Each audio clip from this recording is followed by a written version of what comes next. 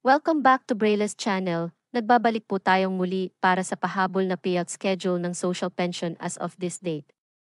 At hindi lamang po yan. Dahil may naglabas ng schedule para sa pagbibigay ng cash allowance sa kanilang mga persons with disability or PWDs, saan kaya ito? At kailan ang nasabing payout?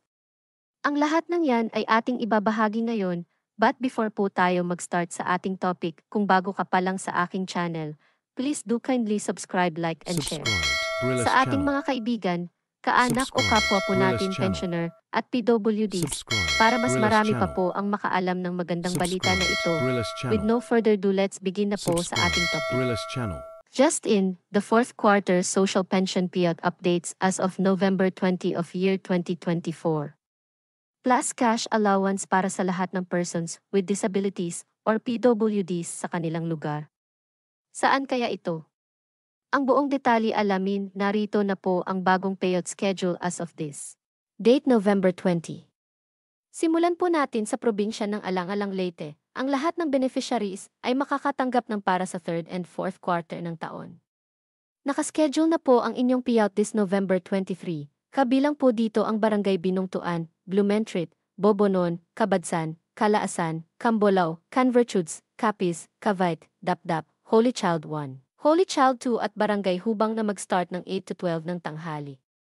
At sa hapon naman nakaschedule ang Barangay Lingayon, Lucay, Milagrosa, Mudburon, P. Barantes, Salvation Pob, San Antonio Pob, San Diego, San Francisco East, San Isidro, San Roque, San Vicente at Barangay Santo Niño na mag-start ng 1 to 5 ng hapon.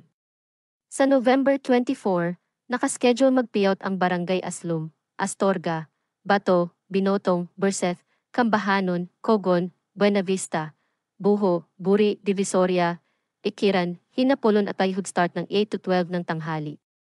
At sa hapon naman mag-payout ang Barangay Langit, Lourdes, Magsaysay, Peñalosa, Pepita, Salvation Farm, San Antonio Farm, San Francisco West, San Pedro, Santiago, Santol, Tabang-Ohay, Tombo at Barangay Ranos. Ang sumunod ay sa probinsya ng Barangay Munoz East Rojas.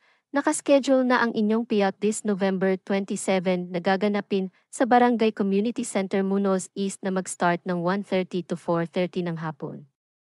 Ang sumunod ay sa probinsya ng Barangay Kalamigatan, Bug-e, Cagayan. Nakaschedule na ang inyong payout ngayong November 20. Samantala, ang probinsya ng Montalban, Rizal ay naglabas ng announcement para sa lahat ng persons with disabilities or PWDs na mabigyan ng cash allowance. Nagsimula na po ngayong araw ang inyong payout para sa Barangay Burgos. On November 21, nakaschedule ang cash allowance payout sa Barangay San Jose, at sa November 22, nakaschedule na ang payout ng Barangay Puray at Barangay Mascap na gaganapin sa oras at venue na makikita nyo sa inyong screen. Sa November 25, ang Barangay Makabud ang nakaschedule magbigay ng cash allowance na gaganapin sa Makabud Covered Court. Sa November 26 nakaschedule ang Barangay San Isidro na gaganapin sa Sitio Tanag Covered Court. On November 27 naman, nakaschedule ang Barangay San Rafael at Jeronimo na gaganapin sa Municipal Gymnasium. At ang panghuli, ang Barangay Manggahan, Santo Rosario, at Barangay Balite ang nakaschedule on November 29 na gaganapin sa Municipal Gymnasium. That's it.